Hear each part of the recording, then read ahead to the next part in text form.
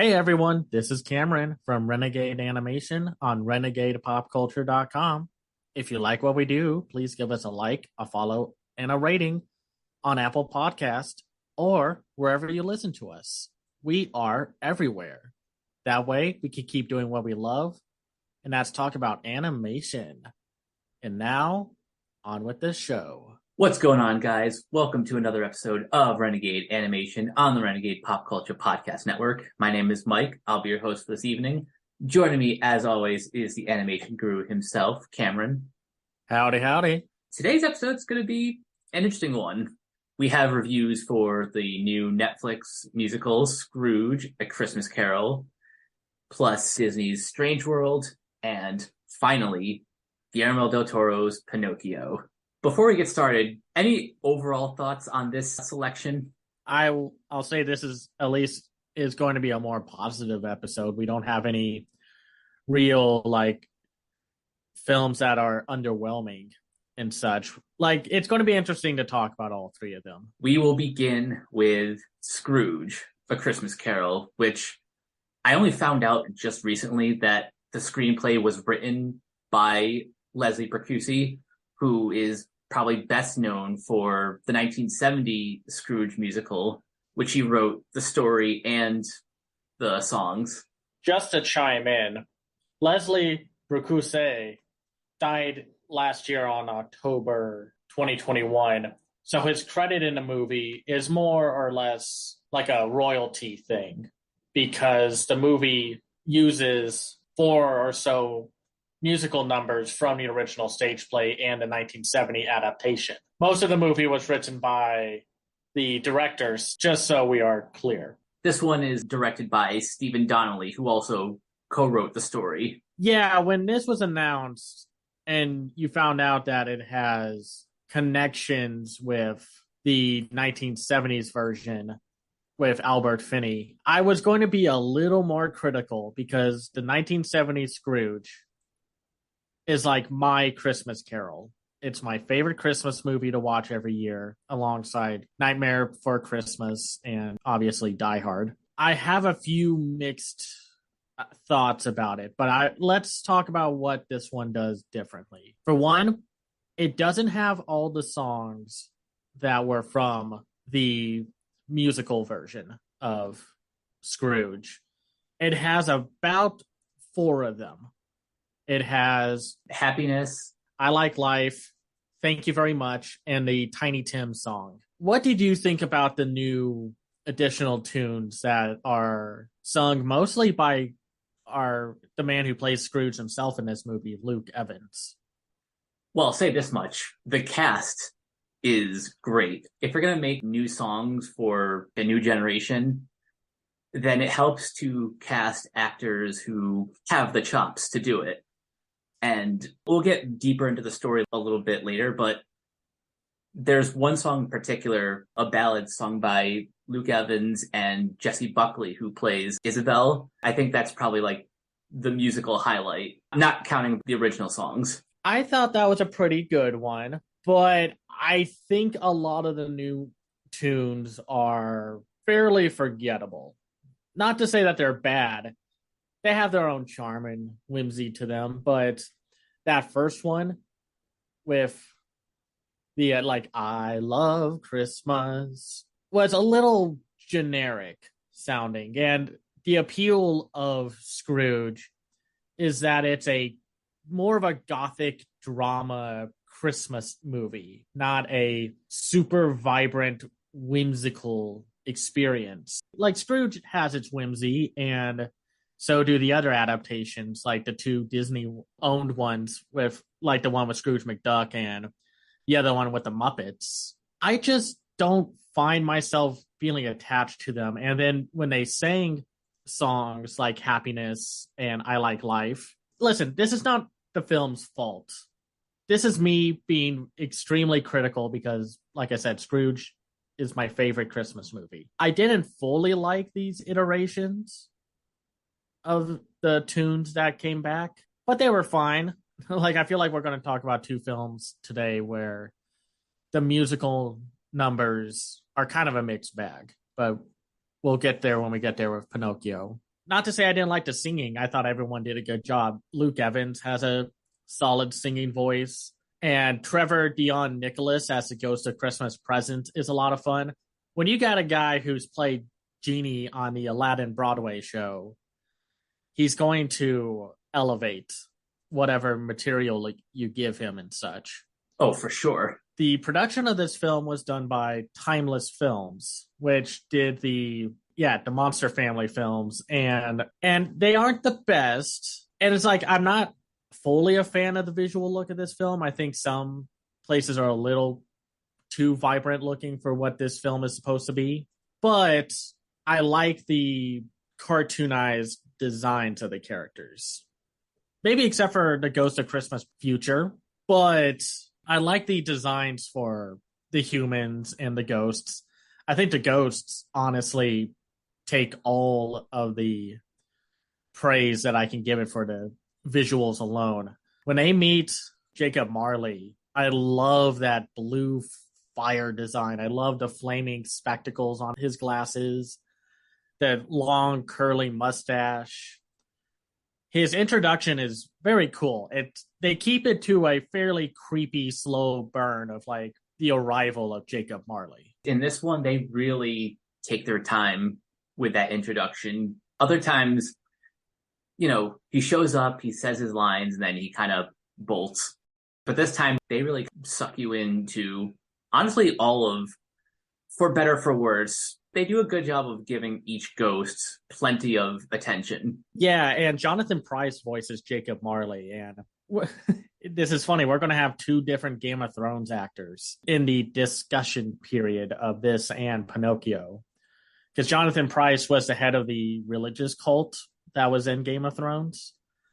And among other things, you've probably seen him in like James Bond and a few other films and TV shows and what have you. He's been around. And I liked some of the humor in this movie. It didn't always hit. I wasn't always laughing.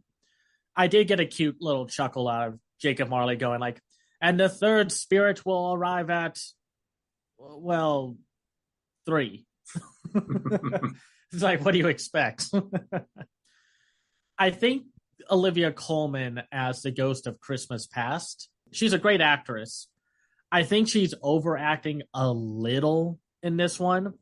And this is just me comparing it to the 1970 film where the ghosts keep Scrooge at a distance emotionally. Olivia Colman was a little too wacky, but the introduction to her with the whole candle wax transformation, very cool. I thought that was a very creative visual decision. Yeah, can't disagree with you there. I hope she had fun in the booth that day, because as great as Olivia Colman is, like, sometimes she does take that one step too far over the edge. But I don't know, for some reason, it was doing it for me here. But I can totally see where she might have went a little bit overboard. And for this iteration, they take out an important line from the original film and play and replaced it with something else, which I thought was clever, even though I do miss the whole line of like Scrooge being like the worst person ever, where he's just like, well, let him die. It'll decrease the surplus population. And that's when they, tell his own words back into his face. And they took out a few more pieces of that. They did expand upon more scenes of like Ebenezer's like rise from being an actual nice person to who he is. I thought less would have been more, but what did you think? I at least found it interesting how in most versions of A Christmas Carol, you don't really get to know Jacob Marley as a character. I don't even think you really get to know Fezziwig that much outside of the Christmas party. But here, they go much deeper into all of Scrooge's family, particularly his nephew, Harry. Yeah. Again, usually in other adaptations, Harry has like 2 lines, and that's about it. He's the host of a big gathering during the Ghost of Christmas Present scene, but right. He really only has like 2 pivotal moments, whereas here, he has a much larger role. He had a larger role in the original Scrooge also, because yeah, sometimes in certain adaptations he's like, "Hello, Scrooge, Merry Christmas," and Scrooge just tells him to bugger off, and then he's like, "Okay, bye," and they don't focus on him too much, except for the 1970 version and this version. And I thought it was fine, like with how they handled a lot of the characters, like Fezziwig, played by James Cosmo, was pretty solid, and Jessie Buckley as Isabel was pretty good. And with Trevor Dion Nicholas as the Ghost of Christmas Present, I should have expected a Broadway singer to be like this, so lively with his performance as the Ghost of Christmas Present. They do a decent job. It kind of reminded me of like, oh wow, this is like Mad Max for Christmas when they introduce him. And I thought the little fairy creature things were a touch much. Like, I think this film's biggest issue is how it wants to be way more family friendly. So they give like Ebenezer a dog, and the Ghost of Christmas Present gets these little fairy creatures. And it reminds me of how a lot of Toei films were back in the day. You could not have a main character who did not have an animal sidekick.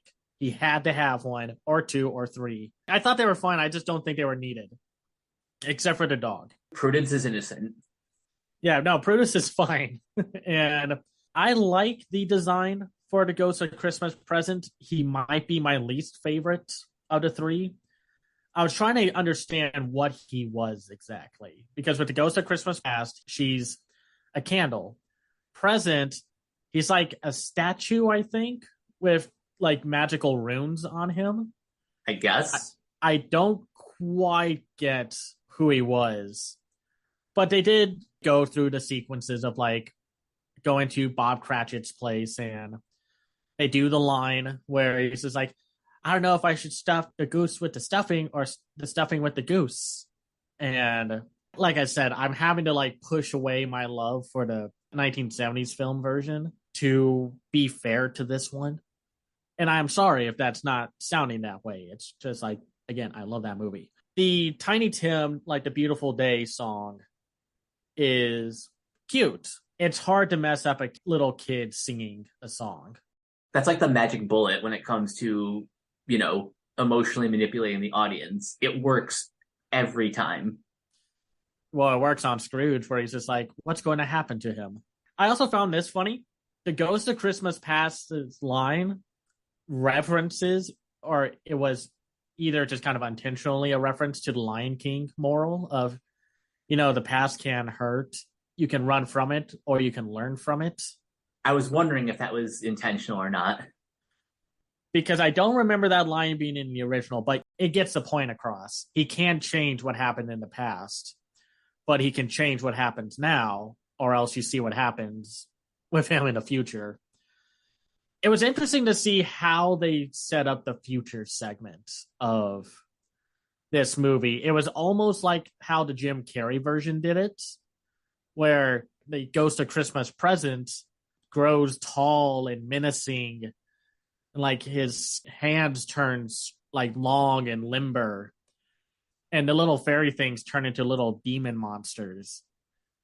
And I thought that was a cool transformation. And like a lot of the visuals in this movie are great, very vibrant colors and such. I thought the Ghost of Christmas Future looked a little generic. I'm going to go ahead and say that the Ghost of Christmas Future is my least favorite design. The concept of present kind of transforming into future was cool. I just think out of all the adaptations that I've seen, the best version has been, oddly enough, in Mickey's Christmas Carol. I remember that one being very scary as a kid. But like my favorite, again, is from the 1970 version. That's what I liked about the Jim Carrey version, where he was just like a shadow against the walls and such. Whatever you think about with that film, that's a very cool design decision. But I think they screwed up this last third a little. The thank you very much sequence was rigid and looked way too robotic for this performance, because it's supposed to be kind of like a darkly comedic moment of like Scrooge like absolutely not getting that they're dancing on his grave and such. It works so much better both in the movie and in productions that I've seen on stage, where it is supposed to be an incredibly sarcastic song. But what works about the scene is, like you said, Scrooge being completely oblivious. And then when they get to like the graves and such, they see that Tiny Tim has died. And this is where I think they also fumbled, because it's supposed to be scary that like the Ghost of Christmas Future is like a skeleton, or in the Mickey Mouse one, he's, I think, Pete. Yep. And it's supposed to be like this menacing aura. And it's like, it's too bright and it's too colorful for that to work. Now, it was kind of a cool trick that it was just nothing was there, but I wanted to see like a demon or like a demonic looking skeleton or something like that. And the thing that I think also makes me a little mad about it is that they didn't let Scrooge go to hell. That's one of the best parts of the Albert Finney version, is those 5 minutes that Scrooge is in hell and they bring in all of his chains that are worn by people wearing black masks that look like they would be like in S&M dungeons. And that haunting line of Marley going like, "Oh, here are your chains. I got these made specifically for you." Instead, they just cut out of that whole sequence out. And then it's Scrooge on the ground being like, "What day is it? It's a Christmas day." And then he turns good again. That is pretty disappointing to not have probably one of the most memorable sequences in that film. Like, I get it. They have to change it to make it their own, but they didn't do enough to replace it. If you're going to take something out, you got to put something else in there. It felt like it wanted to be family friendly, but also dark. And there are some adaptations that are way too dark for its own good to contrast against the whimsy, but sometimes it's too silly. Though the Muppet one is perfectly silly. I'm not going to criticize that one for being silly. I mean, I did like this one. It's hard to find a Christmas Carol adaptation where it's like the worst thing ever. And it's just like, oh my gosh, you did not understand anything. This one still understood the assignment. I think it's just in execution, it fumbles. But I get why people have been watching this one. And if people like it, I get it. There are so many worse Christmas specials you can watch right now, especially like really bad animated ones. This is one of those where it's like, oh, this is on the better side of good for Christmas Carol and Christmas special things you can watch. I'm sure this will be like a favorite for the next generation, maybe those who didn't grow up with the 1970 film. On the whole, I pretty much enjoyed most of it. It's a lot of like the back half that I take more issue with, but everything up until then I thought was pretty good. I love the ghost designs, and that's something you can do with animation that you can't do with live action adaptations. It's like, as much as I love the 1970 version, there's just something about animation that brings a little more life to the production and such. Mm-hmm. So if you haven't seen it yet, yeah, I would recommend it. Definitely go see it, and then try and track down a copy or a way to watch the 1970 version before you watch the Mickey Mouse and the Muppet version. I think my theater is actually playing the 1970 version this week. I might go and see it then. I'd recommend it. It's really good. I know some critics have derided it because of Albert Finney's acting in it, but man, he's good. He's supposed to be a petulant, pathetic, greedy man. That's who the character is. He's pathetic and greedy. All right, we move on to Disney's Strange World, an animated sci-fi family adventure film directed by Don Hall, co-directed and co-written by Ki Nguyen, And this film follows the Clades, a legendary family of explorers whose differences threaten to topple their latest and most crucial mission into uncharted and treacherous territory. So I'll let you go ahead and start your general thoughts on this one. Listen, if y'all want action adventure films from Disney, you have to go see them. I know a lot of the controversy about this film is about how much budget was it given for marketing, because I've seen ads for it all over the place. Unless you're using ad block or you're going out of your way to not see ads for it, I don't know what to tell you, because either they cut out too much to where people who use stuff like Facebook, Twitter, and such were not able to see it, or something else entirely. Two, the controversy about the LGBT representation. We'll get to that, but it's not the reason why this film bombed. I think Chapek had a real hate for animation, like, of this company, and it just sounds like they wanted this to fail, because if you wanted this to do well, putting it there on Thanksgiving weekend was the ideal choice and way to do it. Unfortunately, it did not work. And Disney's had a rough year. I mean, they're still making all the money in the world. It's just Turning Red never got a proper theatrical release. Lightyear underperformed, and this one's bombing at the box office, which is a real shame, because I think this is a very rock-solid action-adventure film. One of the better action-adventure films that Disney made that's not, Marvel, Star Wars, or what have you, that's based on an IP.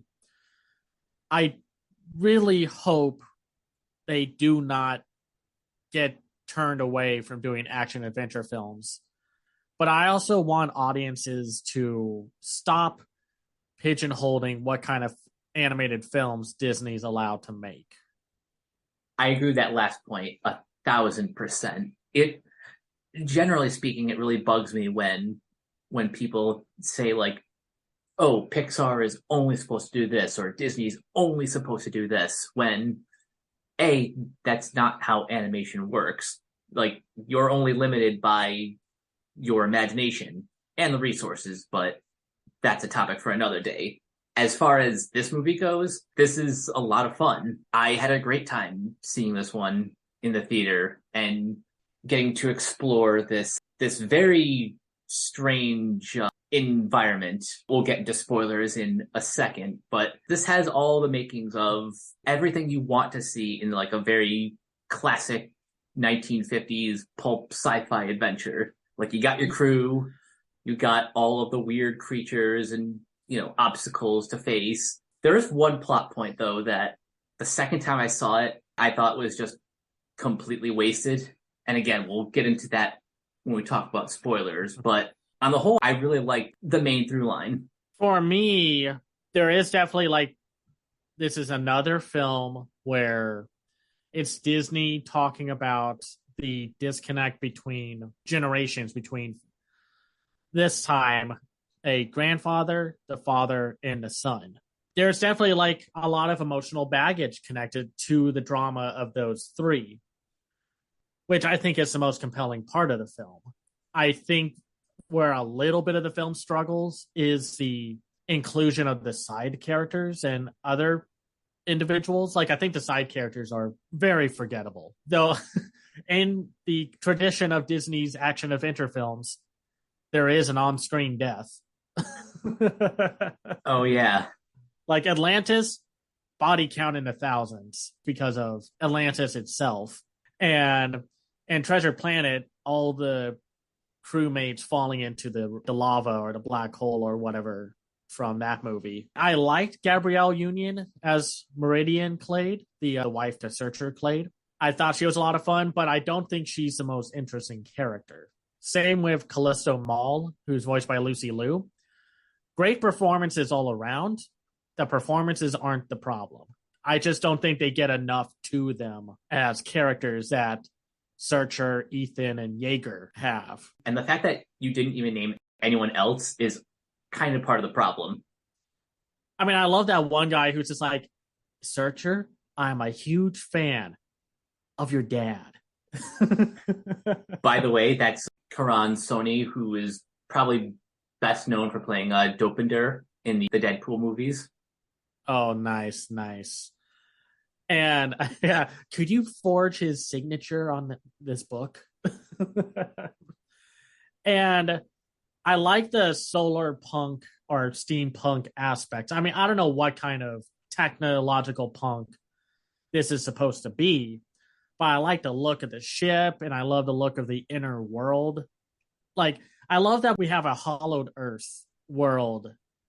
Well, a hollowed earth world as far as everyone knows at this point in time in the movie. Oh yeah. And at first, when I saw all the animals and such, it's like, all right, it's No Man's Sky, which is a popular, well, our fan favorite video game. I don't know if you've heard of it or not. Vaguely familiar. It reminds me of a lot of that stuff. And then as we kept moving forward with the movie, and then the big twist happens, I was like, oh, all these designs make sense now. Right? Here is another point that I love and hate at the same time. The two animal mascots. We have Legend, who, you know, is a good boy. He's not a problem in this movie. He's perfect. I love that sequence when they're all at breakfast and Searcher and Meridian are giving Ethan some flack for Ethan being like, oh, gross, my parents kissing. And you see every time they cut away and they cut back to Ethan and the dog has eaten more of the food that's on the table. And you see him like cutely eyeing the next piece of avocado toast or whatever's on there. And I will say, one of the funniest details, and this is just funny to me, this isn't funny to everyone. It's not like a joke or something. It's when they're having fun making dinner. I was like, oh, I've heard this song before. So, by the way, I was the only person in my theater. It was great, but it was also sad. And I turned on my Shazam app to recognize the song. Just a heads up, when you look at the music video that the song is attached to, it's graphic. Oh. Like, it's a great sounding song with a very violent and sexually pseudo charged visual aesthetic. So, heads up. But my favorite scene of the movie, and I think it's pretty much everyone's favorite scene, is when Ethan, Searcher, and Yeager are playing that card game, which is basically Settlers of Catan, but not copyright infringed Catan. And you got to see their different mindsets. Yeager, of course, is like, I'm going to kill everything on sight. Searcher is like, I'm going to find a way to avoid the problem altogether. And Ethan wants to bring the family together and say, you have to be in a symbiotic relationship with the world that you live in. This whole movie is about making sure the world that they live on is sustainable and livable for the next generation. Pretty much the entire movie can be summed up in that one scene. And I love like the functionality of placing that scene pretty much in the middle. There's definitely like a lot of action beats and such. The little flamethrower thing is a fun weapon. When you first meet Yeager, it's a lot of, I love the whole reveal. I got to see that scene at Animation as Film. They didn't show us like 30 minutes or anything. They showed us like random first half scenes. Like they showed us the breakfast scene. They showed us the harrowing like travel through the tunnel. Then when Searcher and Yeager meet, and then when Ethan meets Splat kind of worked and didn't work for me. I get why he was there, and the design is great, and his animation's a lot of fun. He got a little annoying, but I did get a huge kick later on when Searcher, Ethan, and Meridian are in the closet, and they're trying to tell Legend to open the door, and Splat just literally goes under the door, shows Legend what to do, and then goes right back under. That whole time I was thinking, wait, why didn't Splat just unlock the door? It's like that scene from the 2011 Winnie the Pooh film where Owl jumps out of the hole and then back down it. And Rabbit is just looking at him like, oh my God, I'm going to have an aneurysm here. We got to talk about that movie. That movie was wickedly charming. Anyway, when we get to the third act, you kind of think it's going to turn into a third act betrayal with either Jaeger or Callisto.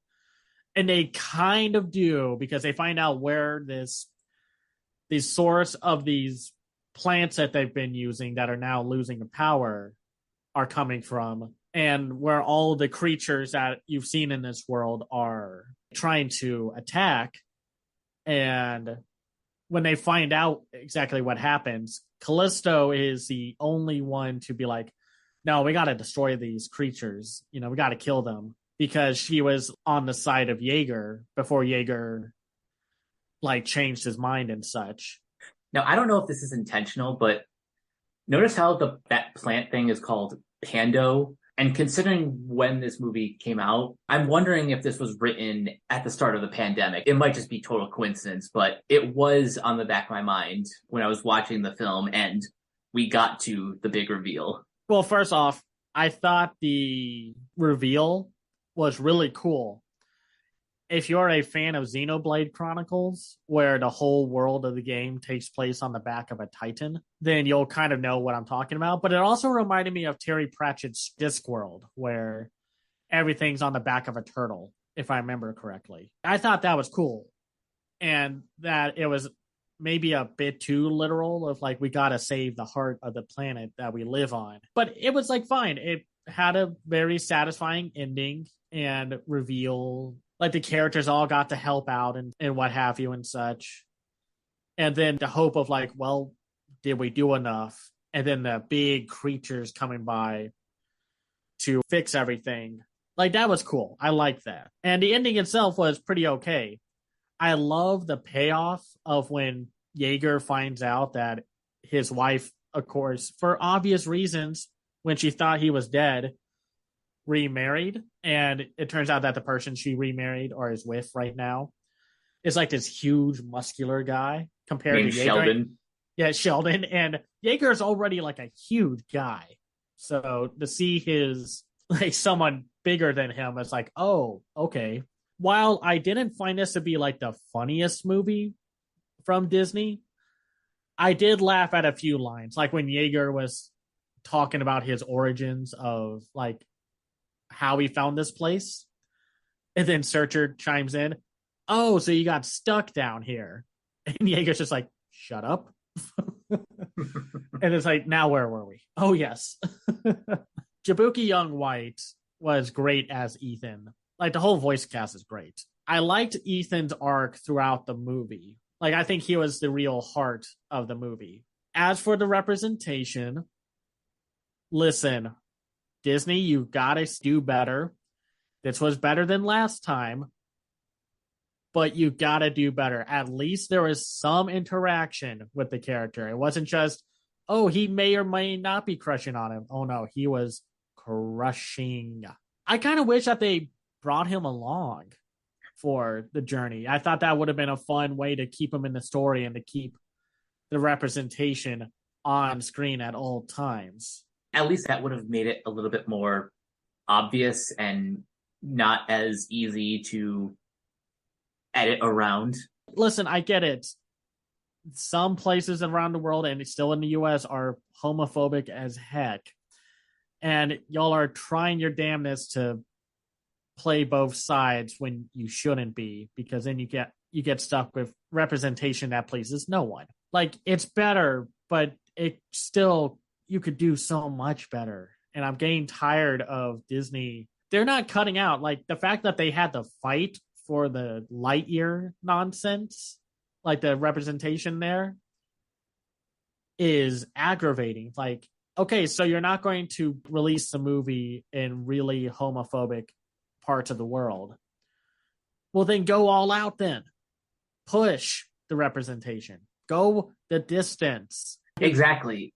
So what is the part that you had an issue with? Just the whole last minute Callisto being like, oh no, we got to stay on the mission. I get they were trying to do a sort of like last minute heel turn, but it literally went nowhere. Like 2 seconds later, she's like just right there helping everyone save Avalonia. It's just a completely wasted subplot. It's really weird how it's there and then not at all.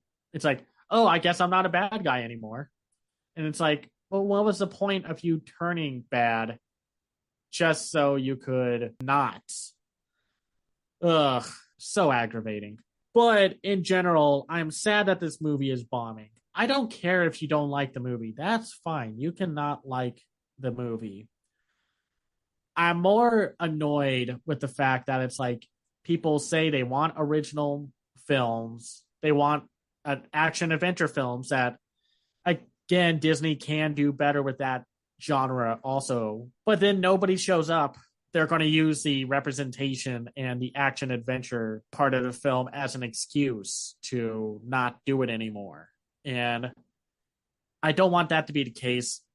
I'm hoping Jennifer Lee, who's in charge of it all, is not thinking, oh, well, I guess we'll just make another musical because that's the only thing people care about. Wish is coming up next, and that is Disney's centennial celebration. But I get your point. Like, they shouldn't give up on a genre just because it's not like their number one moneymaker. Yeah, I just don't want them to think nobody wants to see that, because one of the most successful films of the year, or some of them, are action films. There's Top Gun Maverick, Everything Everywhere All at Once, among many other films that show, like, Avatar's already going to make a ridiculous amount of money, and that's action.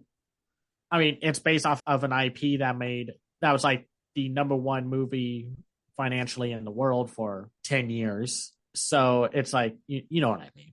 Like, yeah. Like, people are going to go see that movie. So anyway, it shows that people want to see action. People want to see original stuff. So I hope they aren't like pushed away from it. And again, like I've said before, I want them to go further with their writing. So just like, don't feel like you need to stick in your Disney zone. Exactly. I think you should totally see this. If you want a good old-fashioned adventure film, but also one that kind of continues Disney's recent string of intergenerational trauma, then yeah, you should definitely go see this. Alrighty then. I think for now, it's time that we go to the main event. All right.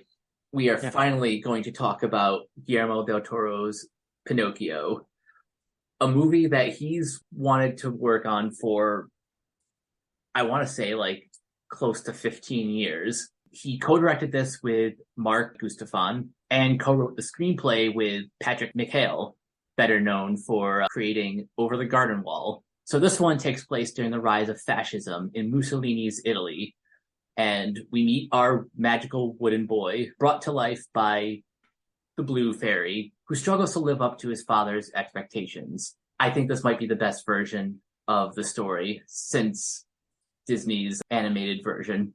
I think this might be Del Toro's best movie since Pan's Labyrinth. Yeah, I think this is the best animated version since Disney's original. We have had a year of Pinocchio films. I do not get why 2022 became the year of we gotta have Pinocchio in multiple different forms. We had the direct-to-video film from Russia that Lionsgate brought over that got memed to death because of the Pauly Shore line reading.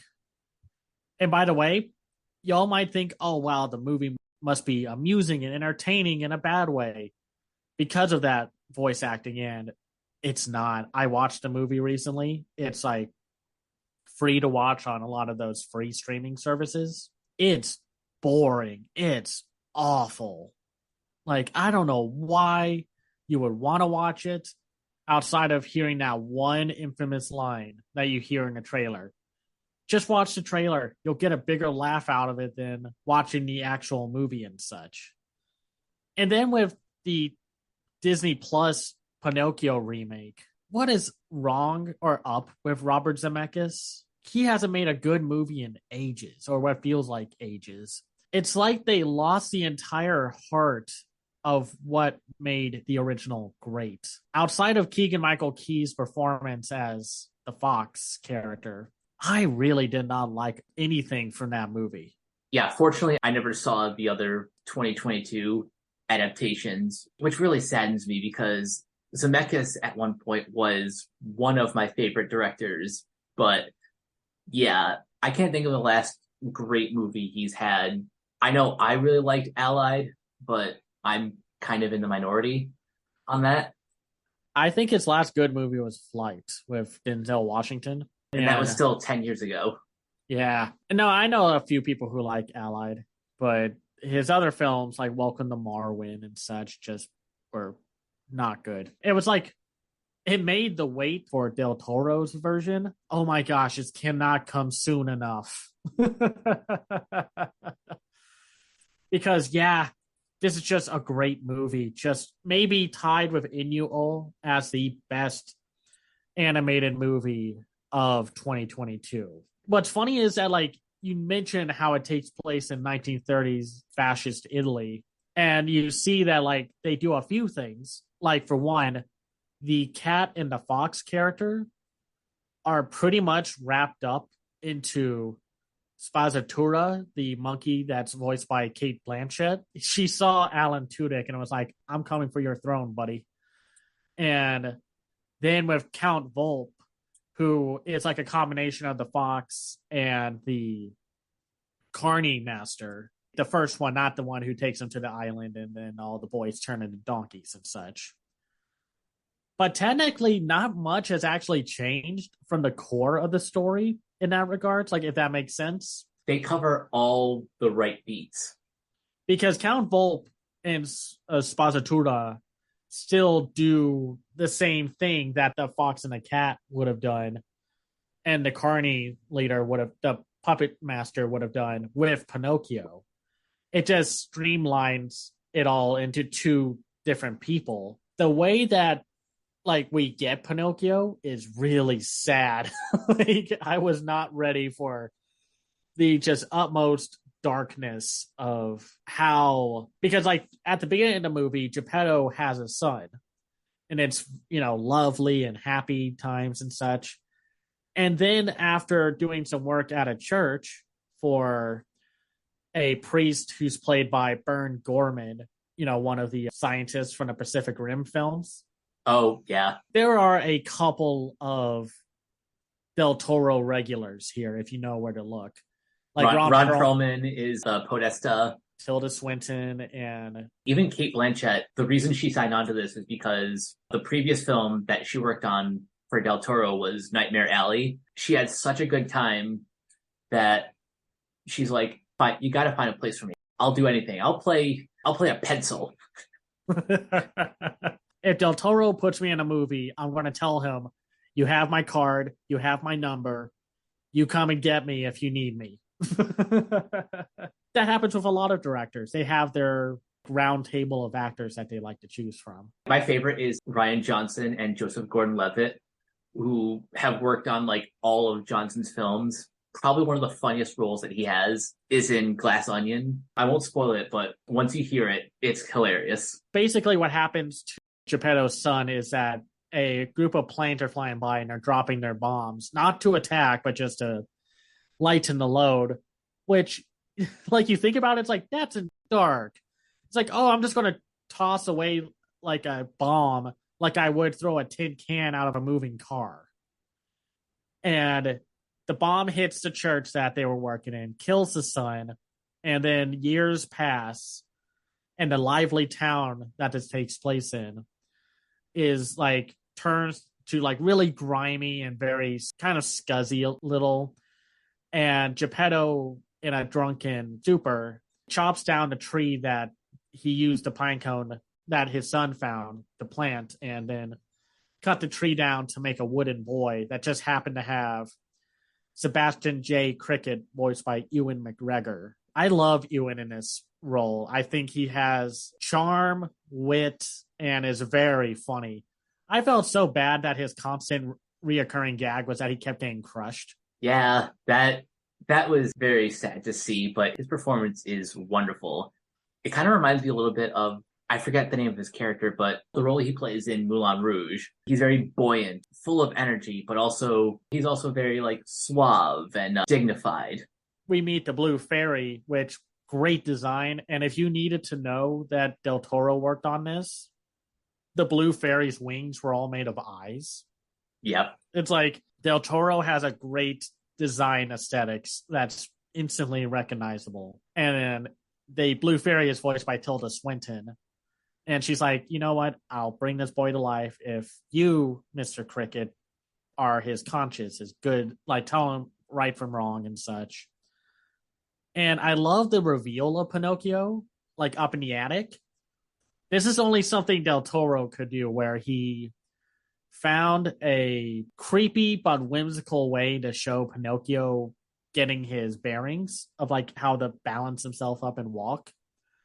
Because it's both like, oh gosh, then it's like, oh, but that's so cool and magical. Because like any other film, seeing Pinocchio like rise up backwards and such would have been a nightmare. But here they strike a really nice balance of all these different tones, and nowhere is that more apparent than the song that he sings while he's pretty much destroying Geppetto's workshop.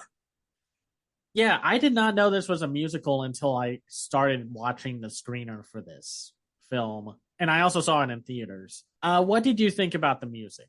I mean, like the musical numbers, because the music itself was great. It's done by the same guy, Alexandre Desplat, who did like Isle of Dogs and Grand Budapest Hotel, Shape of Water, a lot of stuff. He's done like some amazing work. I love the songs. They almost kind of feel Disney-esque in some way. Not so much like the Renaissance era, but like very classic era. Like they have it's the combination of whimsy, but also kind of dark and somber at times too. Yeah, it took me a little moment to try and get used to the songs. I think it was like watching the film a second time in theaters because it finally came to my theaters before it hit Netflix. And I was watching it and it's like, okay, the songs make more sense now. At first, I was just caught off guard because the movie trailer and marketing did not signify that it's like musical numbers. But the ones that they got were great. I think my favorite one is the Ciao Papa. Yeah. The visuals of this movie.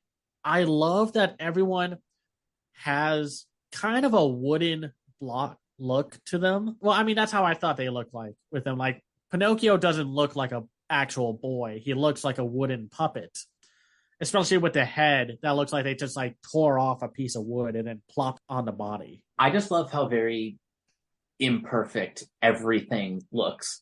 Like this looks like it was made by hands because it was, but that it feels that way too is really impressive. I don't know if you saw the behind the scenes documentary that came out on Netflix like the same day. They really go into great detail, kind of going through the entire production, everything from like all the different models that they use to going behind the scenes with the voice actors. And they even talked to the executive producer, Chris Grimley. I did not see the behind the scenes thing, but I did know that like Del Toro, through like clips that they advertised, showed off like they had different sized models for different moments and sequences.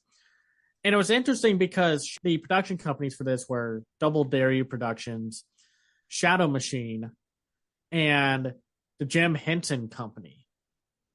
And I was very intrigued about exactly what they brought to the table.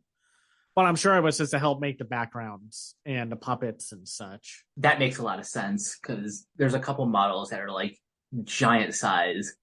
And I feel that's something that the Jim Henson Company could have helped out with. Yeah, no, it looks great. And I'm fine with the big old imperfections that they brought to the visual look of the film. I know a lot of people are like, it's not as polished looking as, say, an Aardman or a Leica production. But that's the appeal. That's the charm of stop motion, is seeing all those little imperfections. Like, I think if you watch Early Man and you look close enough, you can see the fingerprints Oh, on the yeah. bodies. The visual look matches the tone perfectly because it's whimsical, fantastical, but extremely dark. Because it's a movie that's really about, once again, imperfect families, disconnects between father and sons. Also, just kind of like surviving and living through a world that's full of hate and fear. Because instead of the that island sequence from like the Disney version and such, where they take all the boys to that island and they like smoke cigars and drink root beer and they horrifically get turned into donkeys and sent to salt mines. They put a twist on that ties into the kind of anti-fascist, anti-war themes. Yeah, because you find out that like Pinocchio actually dies a couple times in this movie. And one of the favorite little additions that I saw was Tim Blake Nelson as the Black Rabbits that would carry the dead bodies and such and then go play cards. I thought that little sequence with him was great. And then, of course, Pinocchio comes back later and he's like, I died. And they're like, we know.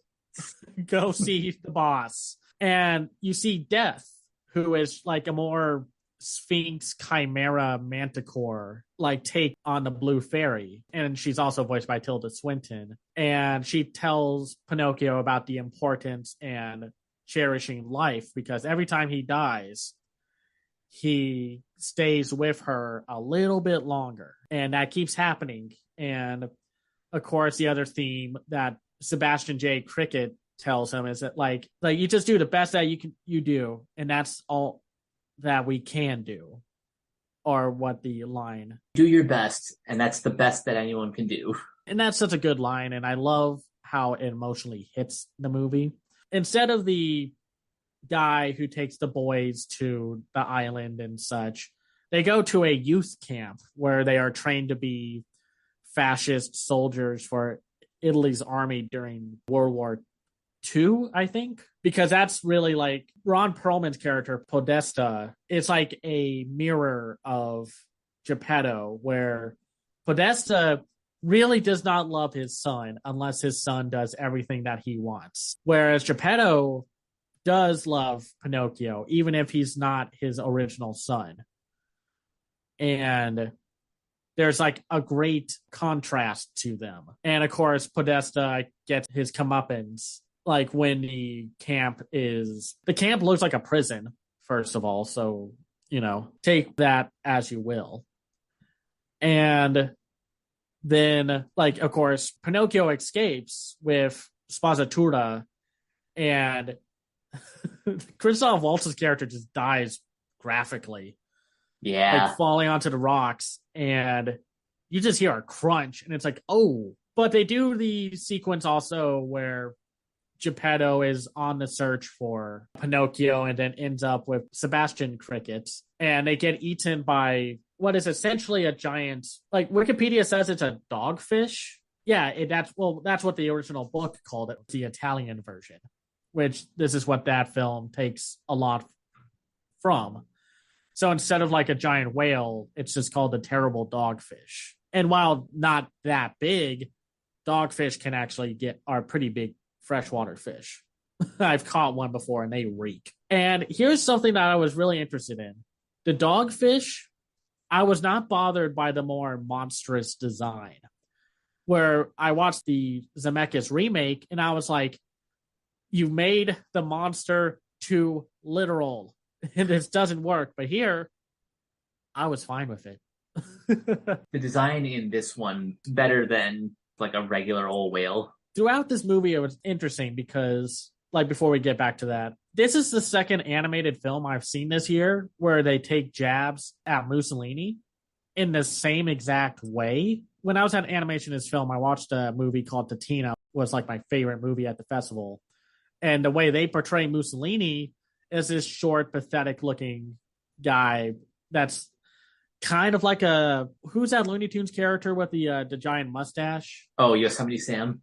Yeah, very much like that. And that's what I got here. I love that introduction sequence where he's in that super long limo And then you see him come out and like he has to be put down on the ground and such. He's voiced by Tom Kenny, by the way. Tom Kenny voices 3 different characters. He plays the sea captain, Mussolini's right hand, and Mussolini himself. And I love I like the puppets. And then after the whole puppet show that Volpe was training Pinocchio to do, which was going to be like, propaganda and such. Just how he was just like, I do not like the puppet. Shoot him. Like, even if Pinocchio wasn't alive, that would have been extremely petty. Which, screw Mussolini. They don't take a whole lot of time within the giant dogfish, which I thought was interesting because it's like there's that fun little moment where Geppetto is like, well, I'm trying to catch food, and then he catch food, and they're like, yay, we're going to eat tonight. If you really think about that, that is pretty gross, but yeah. But, I get it. They're trying to survive.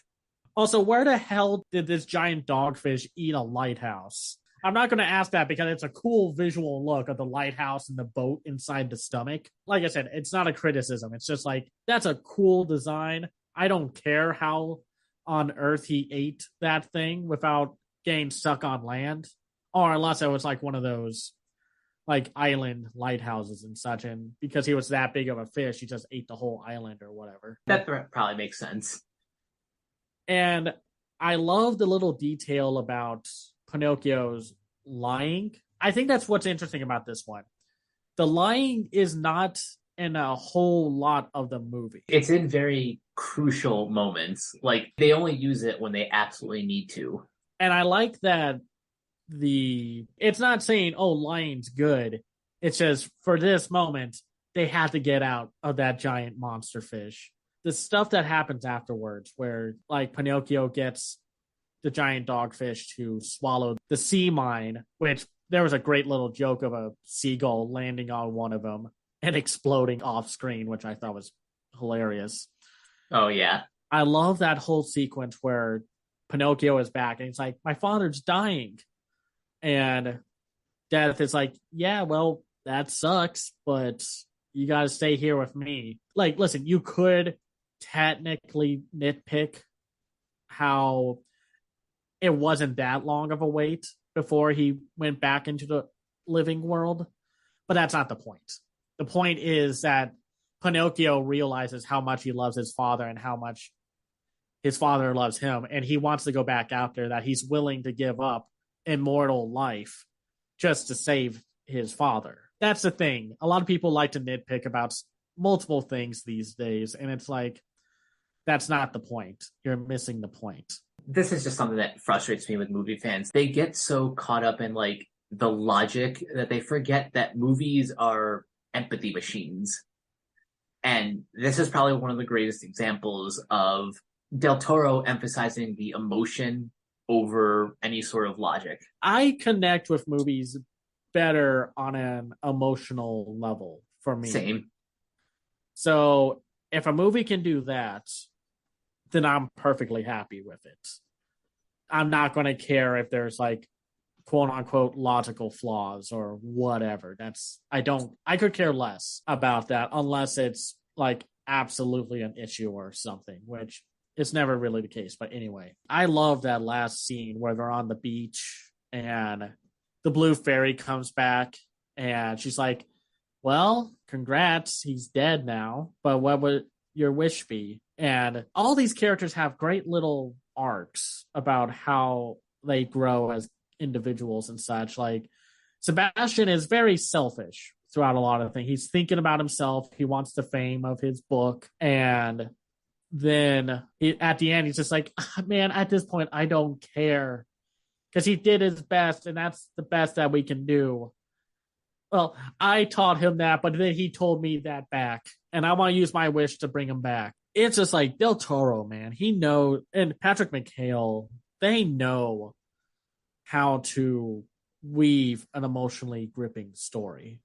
It was at that point that I just ultimately came to the conclusion that I cannot watch this movie with dry eyes. It may not be the same scene every time, but every time I watch the movie, like, at least one scene is going to like completely destroy me.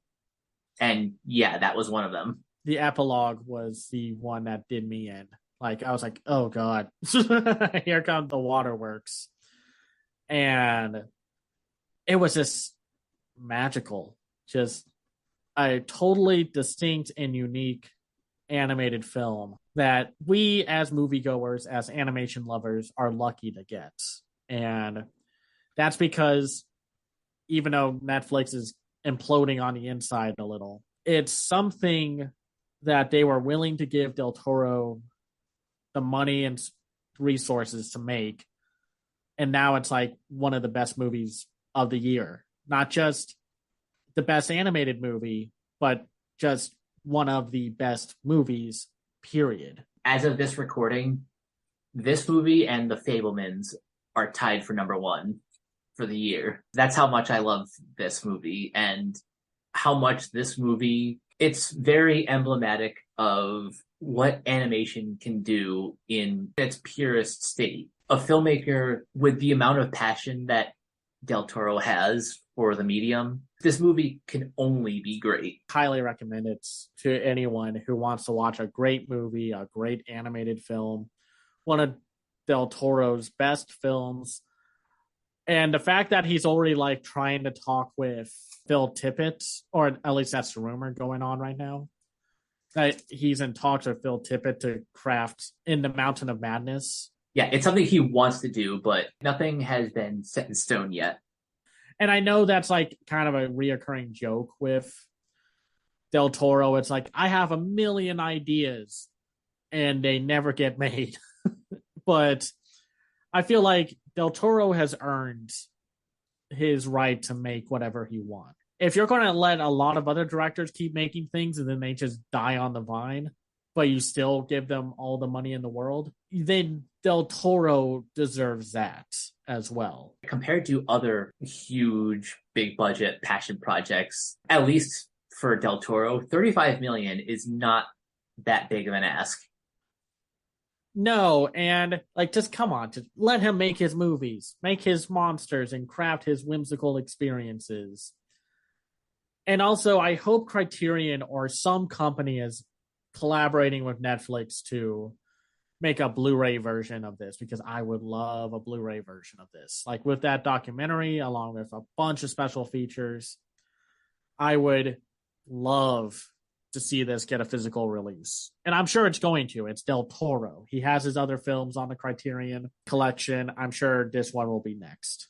Yeah, this one just screams Criterion. Del Toro or not, just this movie screams Criterion. There are a couple Netflix films that should be on a physical Blu-ray release, but we'll talk about that another time. So, Mike, do you have a recommendation for this week? I actually have three. They're all Disney movies, and these are all the movies I kind of consider like very stylistically similar to Strange World. Obviously, I would have to mention Atlantis, The Lost Empire, and Treasure Planet, but oddly enough, the one that like thematically is most similar is a Goofy movie. It makes sense. I get it. It's a movie that is very much, intergenerational trauma. For them, it's just like the conflict between a father and a son. And I thought about this earlier. A lot of Disney's recent movies, I can't prove this or anything, but I have a feeling that a lot of like the directors behind these recent Disney movies had to have been at least indirectly influenced by a Goofy movie because of similar familial themes. It's very odd that this just happens to be the theme that Disney wants to go with. Like during the early 2010s, it was recontextualizing Disney tropes, and now it's generational trauma and no twist villains or no villains at all, which may or may not be a good thing. So we'll get to that at another time. It's funny because you're like, really, Goofy movie? And then you think about it and it's like, oh no, that makes sense. Perfect. Right? Yeah. And then I'm not as big of a fan as like some of the films like Treasure Planet and Atlantis, but that's just me. It's like a tone thing with Atlantis where it's like it wants to be a darker Disney movie, but it doesn't commit to it. And then there are some story beats and I'm just kind of like, huh. But Treasure Planet, it still has that tone issue, but I think it pulls off the father son dynamic story better. But the Goofy movie is great. Like, genuinely a great movie that unfortunately was not a hit at the time, but is now a fan favorite movie now. Oh, yeah. So for me, my recommendation, I just have one, and it's going to be an anime because next time we talk, it's going to be an anime podcast where we talk about the fall and then just the overall year of animation. The one anime that I wanted to recommend, I said Blue Lock. Everyone's obviously watching Chainsaw Man because, you know, of course, you're all watching Chainsaw Man or like Spy X Family and such because you should. I wanted to recommend a high dive anime called Reincarnated as a Sword because, you know, we're drowning in isekais and a lot of bad isekais at that. But I watched this one. I watched the first 3 episodes because I do a 3 episode rule. And it does a few things that I like. One, it's creative enough with its premise of the main character being reincarnated as a sword, which I think is very funny. So it's just like this power fantasy of a sword just flying around, zipping around the world, killing monsters and such is hilarious on its own. His partnering up with this cat girl is not sexualized. It's like it's kept very wholesome and a more like father-daughter relationship where he's just like, I'm here to raise her and help her become stronger. And even though he's a strong sword with all these like magical powers and such, he's not the strongest thing there. And so that means it's not truly a power fantasy, which kind of brings up the fact that isekai fantasy shows that star female characters are pretty much better than ones that star male characters. Not always, but it seems like that happens a lot, let's just say. And the action's good, the animation's fun, the characters are all cute and entertaining and different. It will dip into some of the anime nonsense later. Because of course it does. We'll talk about that next time, but I definitely think it's a hidden gem among the shows. And even on High Dive, when I think one of the best anime of the season is Akiba Maid Wars. That's the one I'm looking forward to the most out of, I guess we call it the other category. Yeah, I don't think people are ready if they have not seen that show yet. It is wild and I love it. So those are my recommendations. And well, I just said what we're going to do next time. So. All right. Yeah. Tune in next time for our big fall 2022 slash 2022 as a whole anime discussion. I'm sure we'll have a lot to say there. But until next time, Cameron, where can everyone find you online?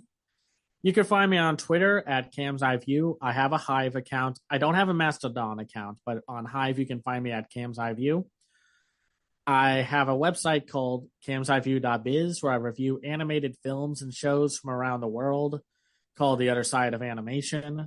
I also have a Patreon at patreon.com/camseyeview. That's where you can find me. And you guys can find me on Twitter and Hive at CaptainK42. You can check out my quick thoughts on letterboxd.com/CoachK42.